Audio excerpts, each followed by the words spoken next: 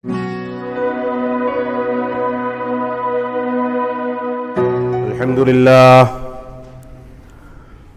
لله نحمده ونستعينه ونستغفره ونعوذ بالله من شرور أنفسنا ومن سيئات أعمالنا من يهده الله فلا مضل له ومن يضلل فلا هادي له وأشهد أن لا إله إلا الله وحده لا شريك له وأشهد أن محمدا عبده ورسوله أما بعد فإن خير الحديث كتاب الله وخير الهدي هدي محمد صلى الله عليه وسلم وشر الأمور محدثاتها وكل محدثة بدعة وكل بدعة ضلالة وكل ضلالة في النار فأعوذ بالله السميع العليم من الشيطان الرجيم بسم الله الرحمن الرحيم لقد كان لكم في رسول الله أسوة حسنة لمن كان يرجو الله واليوم الآخر وذكر الله كثيرا۔ محترم سامعین کرام، بزرگان دین اور نوجوان ساتھیوں، گزشتہ کئی خطبات جمعہ سے رسول اکرم صلی اللہ علیہ وسلم کی سیرت، آپ کی زندگی کے اسوے اور رسول اکرم صلی اللہ علیہ وسلم کی سیرت طیبہ سے متعلق آپ کے سامنے گفتگو چل رہی ہے۔ گزشتہ خطبے جمعہ میں بھی اسی سلسلے کو باقی رکھا گیا تھا، اور آج پھر سے اسی سلسلے کو جاری رکھ کر کے رسول اکرم صلی اللہ علیہ وسلم کی حیات مبارکہ کے بعض پہلو آپ کے سامنے پیش کرنے کی کوشش کروں گا۔ اللہ رب العالمین ہم کو رسول اکرم صلی اللہ علیہ وسلم کی سیرت مبارکہ کو، آپ کی اطاعت کو، آپ کی فرمانبرداری کو، آپ کی زندگی کے تمام گوشوں کو اپنانے، اس کے مطابق اپنی تربیت اور نئی نسل کی تربیت کرنے کی توفیق عطا فرمائے۔ رسول اکرم صلی اللہ علیہ وسلم کی ذات گرامی اور اللہ رب العالمین نے آپ کو دنیا میں معصوم بنا کر کے بھیجا، آپ کی عصمت کی ذمہ داری بذات خود اپنے ذمہ رکھی، اور بچپن ہی سے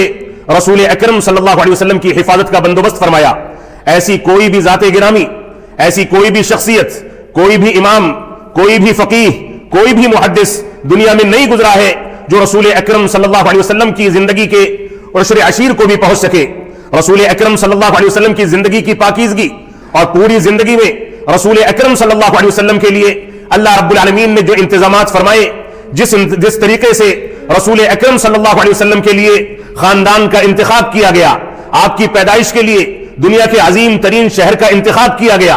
آپ کو جس زبان میں اللہ رب العالمین نے مہارت عطا فرمائی، وہ زبان آج بھی، ماضی میں بھی اور رہتی دنیا تک سب سے عظیم ترین زبان بن کر کے ابھری ہے اور ابھرتی رہے گی۔ رسول اکرم صلی اللہ علیہ وسلم کی عظمت کو دیکھنا ہے تو یہ دیکھیں کہ اللہ رب العالمین نے آپ پر ایک ایسا معجزہ نازل فرمایا جس کو ہم قرآن مجید کے نام سے جانتے ہیں۔ ایک ایسی کتاب جو ساری کتابوں کے لیے چیلنج ہے، ایک ایسی کتاب جو بذات خود اس بات کا دعویٰ کرتی ہے، اور اللہ رب العالمین اس میں اعلان فرماتا ہے کہ ساری انسانیت، سارے ادبا، سارے محدثین، سارے فقہا، ساری طاقتیں اور ساری کی ساری صلاحیتیں جمع کر لی جائیں، اور اس جیسی ایک آیت یا ایک سورت بھی لوگ پیش کرنا چاہیں تو پیش نہیں کر سکتے۔ رسول اکرم صلی اللہ علیہ وسلم پر اس عظیم کتاب اور آسمانی کتابوں میں آخری کتاب کا نزول فرما کر کے اللہ رب العالمین نے انسانیت پر اور مسلمانوں پر احسان عظیم فرمایا۔ تو رسول اکرم صلی اللہ علیہ وسلم کی حیات طیبہ، آپ کی حیات مبارکہ، یہ ہمارے لیے اسوہ اور نمونہ ہے۔ رسول اکرم صلی اللہ علیہ وسلم کے بارے میں اللہ رب العالمین نے سورۃ الاحزاب کے اندر ارشاد فرمایا، لقد كان لكم في رسول الله اسوة حسنة لمن كان يرجو الله واليوم الآخر وذكر الله كثيرا۔ اے لوگو، تمہارے لیے رسول اکرم صلی اللہ علیہ وسلم کی زندگی میں اسوہ اور نمونہ ہے۔ آپ کیسے جاگتے ہیں، کیسے سوتے ہیں، کن چیزوں کا حکم دیتے ہیں، کھانے پینے کے کون سے آداب آپ نے اپنائے، بچوں کے ساتھ کیسے کھیلے کودے، بیویوں کے ساتھ کیا سلوک کیا، نوجوانوں کے ساتھ کیا وتیرہ اختیار کیا، آپ کے چلنے پھرنے کا انداز کیا تھا، آپ کے سونے جاگنے کا انداز کیا تھا، آپ باہر نکلتے تھے تو لوگوں کے ساتھ کون سا تعامل کرتے تھے، آپ استنجا اور قضاء حاجت کو انجام دینے کے کون سے آداب سکھاتے تھے، بچوں کی ولادت سے لے کر کے انسان کی وفات تک، ماں کے پیٹ میں بچے کے حمل سے لے کر کے ماں کے دودھ پلانے تک، باپ کی تربیت کی ذمہ داری سے لے کر کے بچوں کی شادی بیاہ اور رشتہ تلاش کرنے تک، ساری کی ساری چیزوں میں ولیمہ کس انداز کا ہو، لین دین کیسے کی جائے، انسان معاملات کیسے طے کرے، تجارت کو کیسے انجام دے، ساری کی ساری چیزوں میں رسول اکرم صلی اللہ علیہ وسلم نے ہمارے سامنے اسوے اور نمونے پیش کر دیے، ہمارے سامنے تعلیمات کو واضح کر دیا، آپ نے مکمل طریقے سے ہم کو بتا دیا اور اس بات سے باخبر کر دیا کہ ہم کو کس انداز کی زندگی گزارنی ہے۔ گزشتہ چند ہفتے پہلے آپ حضرات کے سامنے رسول اکرم صلی اللہ علیہ وسلم کی بعثت اور غار حرا میں رسول اکرم صلی اللہ علیہ وسلم پر پہلی وحی کے نزول کے بعد اسلام کے آخری نبی سید الانبیاء جناب محمد رسول اللہ صلی اللہ علیہ وسلم کو سہارا دینے والی اسلام کی پہلی خاتون، نبی آخر الزماں کی پہلی بیوی اما خدیجہ الکبریٰ رضی اللہ تعالیٰ عنہا کے وہ الفاظ بھی ذکر کیے گئے تھے جن الفاظ میں انہوں نے نبی آخر الزماں کو تسلی فرمائی تھی، تسلی دی تھی، سہارا دیا تھا۔ انہوں نے فرمایا تھا کلا واللہ لا یخزیک اللہ ابدا، کہ آپ تو دوسروں کا سہارا بنتے ہیں، دوسروں کا بوجھ اٹھاتے ہیں، سچائی سے کام لیتے ہیں اور کبھی جھوٹ نہیں بولتے، ہمیشہ سچ بولتے ہیں، اسی طریقے سے دوسرے بے سہارا لوگوں کو کما کر کے کھلاتے ہیں، لوگوں کے بوجھ کو اتارتے ہیں، رشتہ داریوں کو جوڑتے ہیں۔ تو ایسی صورت میں اللہ رب العالمین کبھی آپ کو رسوا نہیں فرمائے گا، اللہ رب العالمین آپ کا سہارا بنے گا، کیونکہ آپ کے اندر یہ صفات ہیں جو صفات خدمت خلق سے بھی جڑی ہوئی ہے، وہ صفات ہیں جن صفات کی بنیاد پر دنیا کے اندر امن و سلامتی قائم ہوتی ہے۔ جھوٹ بولنا دنیا میں بے چینی پالنے اور بے چینی کو پنپانے کا ذریعہ ہے، لیکن رسول اکرم صلی اللہ علیہ وسلم اور آپ کے ساتھی صحابہ کرام نہ کبھی جھوٹ بولتے تھے، نہ جھوٹ کا سہارا لیتے تھے، ہمیشہ سچائی سے کام لیتے تھے، ہمیشہ سچ بولتے تھے۔ سچ بولنے کے نتیجے میں کتنے بھی پہاڑ ٹوٹ پڑے، کتنی بھی مصیبتوں کا سامنا کرنا پڑے، رسول اکرم صلی اللہ علیہ وسلم نے ہمیشہ سچائی کے دامن کو تھامے رکھا اور جھوٹ سے اجتناب کرتے رہے۔ اللہ کے نبی صلی اللہ علیہ وسلم کو شعب ابی طالب میں بند کر دیا گیا، آپ کو ستایا گیا، سجدے کی حالت میں آپ کی مبارک پیٹھ پر اوجھڑیاں ڈالی گئی، نہ جانے کون کون سا وطیرہ کیا گیا، اس کے باوجود آپ نے دین کے مشن کو، اسلام کے مشن کو، توحید اسلام کے پیغام کو، اتباع رسول کے پیغام کو، اللہ رب العالمین کی عبادت کے پیغام کو دنیا کے سامنے عام کیا اور ہر طرح کی جرات کو اکٹھا کر کے لوگوں کے سامنے اسلام کے پیغام کو عام کرتے رہے۔ تو آج سیرت رسول کا سب سے عظیم پیغام یہ ہے کہ ہم ساری انسانیت کے سامنے، ساری قوموں کے سامنے، یہاں تک کہ اپنے گھروں کی در و دیوار کے سامنے، اپنی آل اولاد کے سامنے، بے جان چیزوں کے سامنے بھی سیرت رسول کی پوری عکاسی پیش کریں اور دنیا کے سامنے یہ ثابت کر دیں کہ ہمارے پیارے حبیب نے جانوروں کے کون سے حقوق ادا کیے ہیں، کن چیزوں کا حکم دیا ہے۔ ہم دنیا کے سامنے یہ بتا دیں کہ پانی کے تحفظات، صحت و تندرستی کے تحفظ، ایک دوسرے سے مسکرا کر کے ملنا، ایک دوسرے کا خیال کرنا، بغض و حسد و کینے سے دور رہنا، عداوت و دشمنی سے دور رہنا، میل محبت کی زندگی گزارنا، صحت و تندرستی کی زندگی گزارنا، اس کی جانب ہمارے پیارے حبیب نے کس انداز سے رہنمائی کی ہے۔ تو اللہ رب العالمین نے سچ فرمایا لقد کان لکم فی رسول اللہ اسوۃ حسنہ، کہ اے لوگو تمہارے لیے رسول اکرم صلی اللہ علیہ وسلم کی زندگی میں اسوہ حسنہ ہے۔ آپ کی زندگی کے معاملات چاہے دنیاوی زندگی سے تعلق رکھتے ہو یا دینی زندگی سے تعلق رکھتے ہو، ہر چیز میں ہمارے لیے رسول اکرم صلی اللہ علیہ وسلم کی زندگی کو اسوہ قرار دیا گیا۔ آپ نے کون سے آداب کن جگہوں پر بیان فرمائے،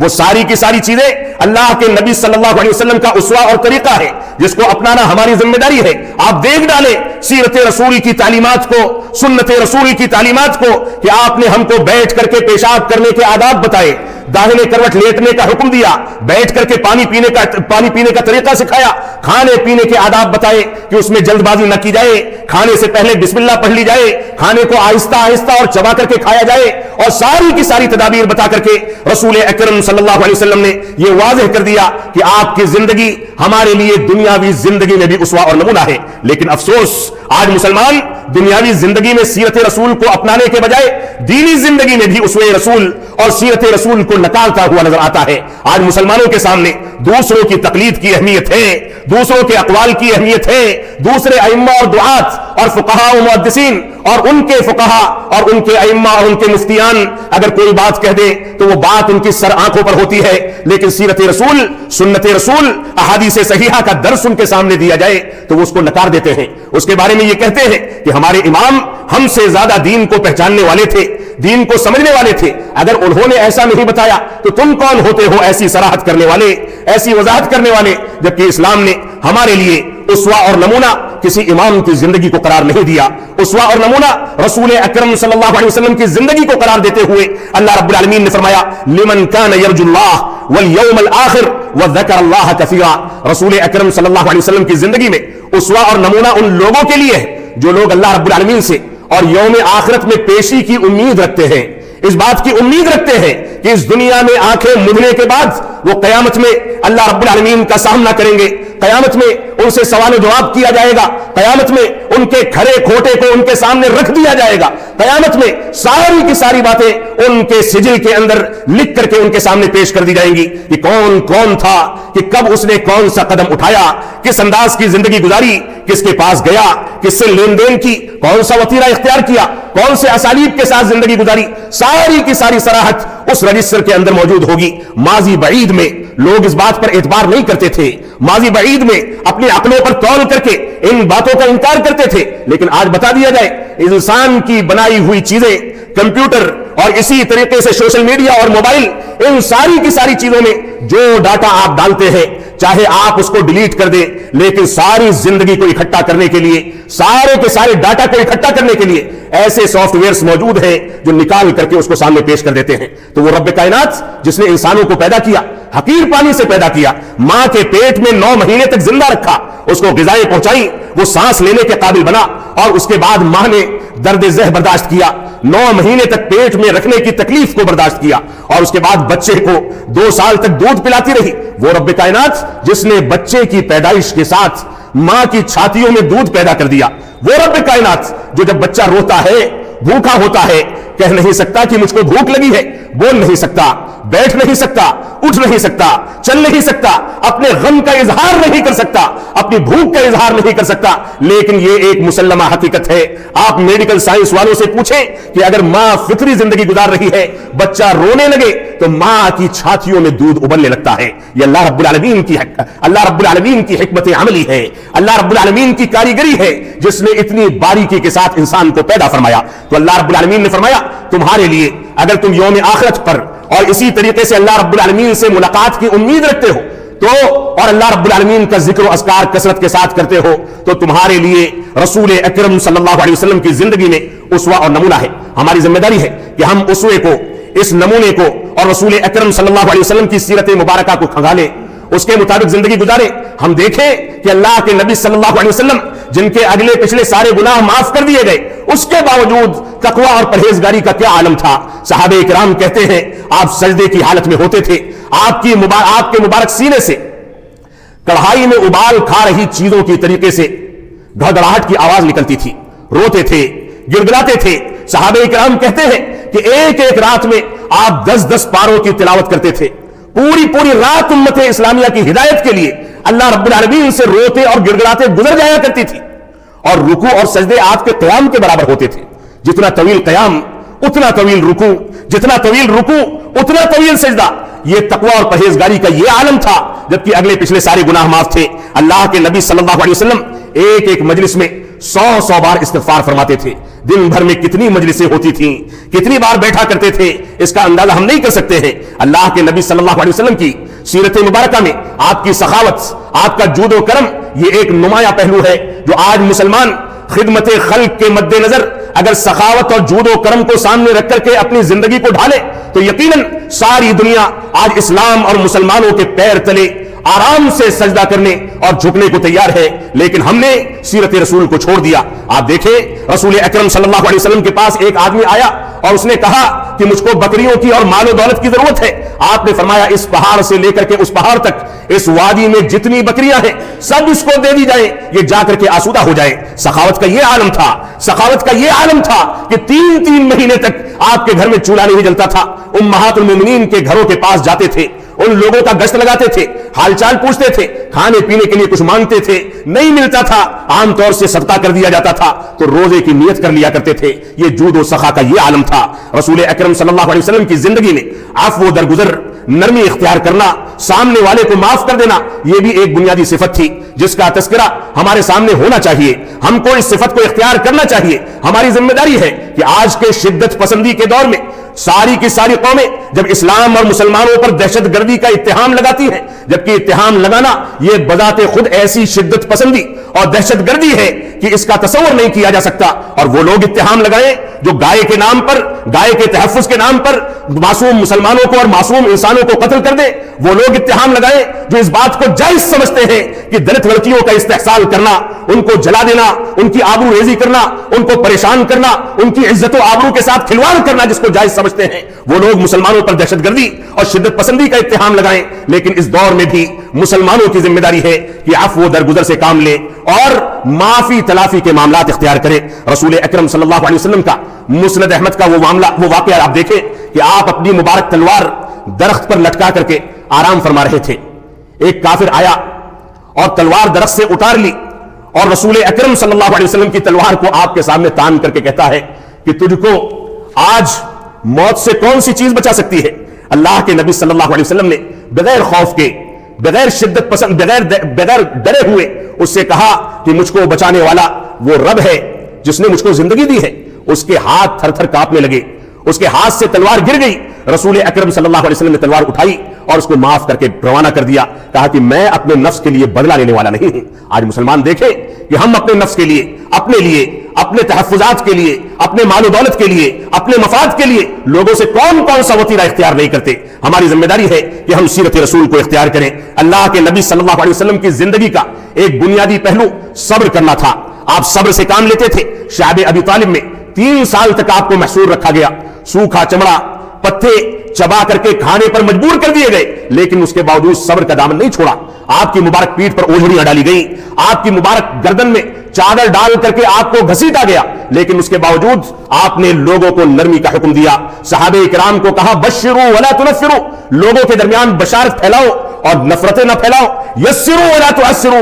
لوگوں کے درمیان آسانیاں پیدا کرو, مشکلات پیدا نہ کرو. یہ سیرت رسول کا بنیادی پیغام ہے. عدل و انصاف رسول اکرم صلی اللہ علیہ وسلم کی بنیادی صفت تھی. آپ نے عدل و انصاف کو قائم کرنے کے لیے سارے جتن کیے. اور آپ دیکھیں جب مخزومیہ خاتون کا, غامدیہ خاتون کا واقعہ سامنے آیا اور اس نے چوری کر لی تھی اور صحابہ کرام ڈرے ہوئے تھے کہ اس کو سزا دی جائے گی, تو ایک بڑے قبیلے کی خاتون ہے, کہیں کوئی معاملہ نہ ہو جائے, آپ کے پاس سفارش بھیجی گئی. آپ نے ممبر لگوایا, ممبر لگوا کر کے فرمایا کہ ماضی کی امتیں, ماضی کی قومیں اس وجہ سے تباہ و برباد ہو گئی کہ ان کے درمیان کوئی بڑا مال و دولت والا, عزت و وقار والا کوئی جرم کرتا تھا تو اس کو نظر انداز کر دیا جاتا تھا, اور کوئی غریب انسان کوئی جرم کرتا تھا تو اس کو پکڑ لیا جاتا تھا, سزائیں دی جاتی تھی. اور آج کے دور میں اسی ہندوستان میں اور اسی ہندوستانی حکومت کے سامنے یہ وتیرہ ہونا چاہیے کہ کس انداز سے اپنوں کو بری کرانے اور پرایوں کو پھنسانے کی پالیسی پیدا کر کے جس انداز سے ملک میں بے چینی کا ماحول پیدا کرنے کی کوشش کی جا رہی ہے,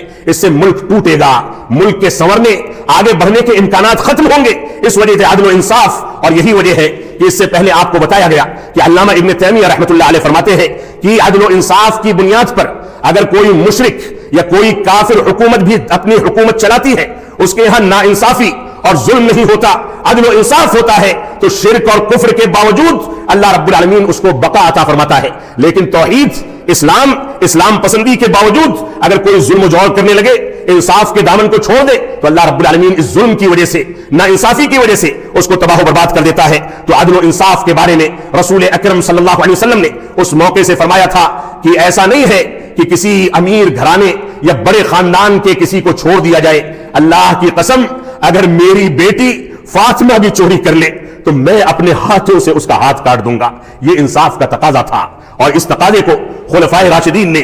خلافت امویہ نے, خلافت عباسیہ کے انصاف پسند لوگوں نے مکمل طریقے سے لاگو رکھا, تو دنیا میں ان کا بول بالا رہا. اور جہاں مسلمانوں نے بدعات و خرافات اور اسلام کے خلاف اٹھنے والے مظالم کو اختیار کر کے اس کو اسلام کا رنگ دے دیا, شرکیات کو اختیار کر لیا, بدعات کو اختیار کر لیا, وہیں سے مسلمان پستی اور تنزلی کی طرف بڑھتے چلے گئے اور ان کی زندگی تباہی کی جانب بڑھ گئی. اسی طریقے سے رسول اکرم صلی اللہ علیہ وسلم کی ایک صفت آپ کی حیا اور شرم و حیا تھی. بعض روایات میں ملتا ہے کہ اللہ کے نبی صلی اللہ علیہ وسلم ایک باکرا لڑکی سے زیادہ شرم و حیا کرنے والے تھے.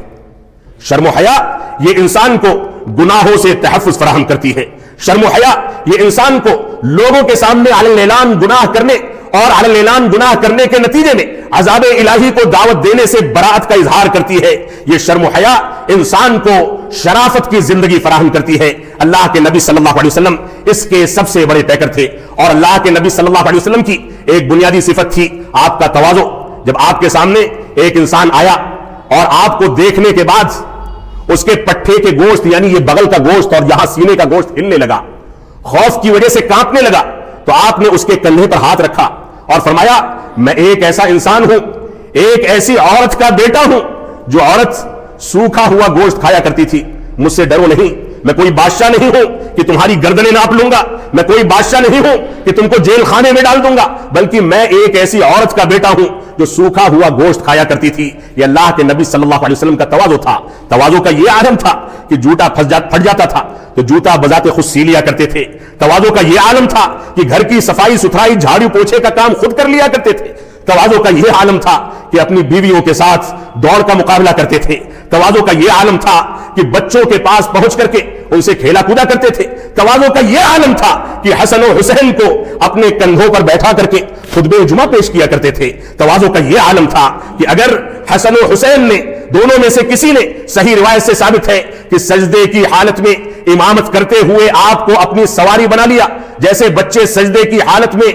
کسی انسان پر چڑھنے کو پسند کرتے ہیں, ویسے ہی آپ کے دونوں نواسوں میں سے کسی نواسے نے آپ کو سواری بنا لیا تو آپ نے خلاف معمول ایک سجدہ طویل کر دیا. ایک صحابی رسول اٹھے, پھر سے سجدے میں چلے گئے. سلام پھیرنے کے بعد آپ نے فرمایا کہ کیا تم کو معلوم ہے کہ میں نے ایک سجدہ خلاف معمول کیوں طویل کر دیا؟ صحابہ کرام نے خاموشی اختیار کی. آپ نے فرمایا کہ میرے اس بچے نے, اس نواسے نے مجھ کو سواری بنا لیا تھا, میں نہیں چاہتا تھا کہ اس کی سواری میں خلل پڑے. اور آج کے وہ مفتیان جو خواتین کو مسجدوں سے روکتے ہیں, وہ مفتیان جو بچوں کو مسجد میں آنے سے روکتے ہیں, وہ جواب دے سیرت رسول کے اس پہلو کا, تربیت رسول کے اس پہلو کا. حقیقت یہ ہے کہ ہم نے سیرت رسول کو چھوڑ کر کے بچوں کو, خواتین کو مسجد سے دور کر دیا, اور اسلامی تربیت ہماری اتنی کمزور ہو گئی کہ اب ڈنڈے کے زور پر بچے نماز پڑھ لے تو پڑھ لے, اپنی مرضی سے کوئی نماز پڑھنے والا نہیں ہے. جب لاٹھی ٹیکنے لگتے ہیں, موت سامنے نظر آتی ہے, تب بچوں کو اور بوڑھوں کو ہوش آتا ہے کہ ہو سکتا ہے کچھ مغفرت کے امکانات پیدا ہو جائیں. اب قبر میں پیر لٹک چکے ہیں تو اب نمازوں کی پابندی کر لی جائے. اب کوئی جائیداد چاہے حرام طریقے سے کما کر کے خریدی گئی ہو یا حلال طریقے سے, اس کو بیچ کر کے جائیں بیت اللہ کا حج کرنے. 100 چوہے کھا کر کے بلی جاتی ہے حج کو, اور اس کے باوجود آ کر کے دل ویسے ہی سیاہ رہتا ہے. ہماری ذمہ داری ہے کہ ہم بچوں کی تربیت کے بارے میں اسی انداز کا احساس پیدا کریں. اللہ رب العالمین ہم کو اس بات کی توفیق عطا فرمائے. یہ رسول اکرم صلی اللہ علیہ وسلم کا تواضع, آپ کی رحم دلی اور آپ کے رحمت للعالمین ہونے کا ایک پہلو یہ بھی تھا. آپ نے فرمایا کہ اگر مسجد میں امام کو بچے کے رونے کی آواز آئے تو اس کی ذمہ داری ہے کہ نماز کو مختصر کر دے, تلاوت کو ہلکا کر دے, رکوع سجدے کو ہلکا کر دے, جلدی سے سلام پھیر دے, کیونکہ اس کو نہیں پتا ہے کہ اس کی ماں جو مسجد میں موجود ہے, جو بچے کو لے کر کے آئی ہے, بچے کے رونے کی آواز کی وجہ سے اس کے ماں کے دل کی کیفیت کیا ہوگی, وہ نماز کیسے ادا کرے گی, عبادات کو کیسے انجام دے گی. تو ہماری یہ ذمہ داری ہے کہ ہم قرآن و سنت کی پیروی کریں, سیرت رسول کے درس کو دنیا کے سامنے عام کریں, در و دیوار کو بھی سنائیں, دوسری اقوام کو بھی سنائیں, نئی نسلوں کو بھی سنائیں. اللہ رب العالمین ہم کو اس بات کی توفیق عطا فرمائے. انشاءاللہ اسی موضوع کو آئندہ کے خطبے جمعہ میں بھی مکمل کرنے کی کوشش کی جائے گی. اللہ رب العالمین ہم کو سیرت رسول کو اپنانے کی توفیق عطا فرمائے. بارک اللہ لنا ولکم فی القرآن المجید ونفعنی وإیاکم بالآیات والذکر الحمید. انہ تعالی جواد کریم ملک بر الرؤوف.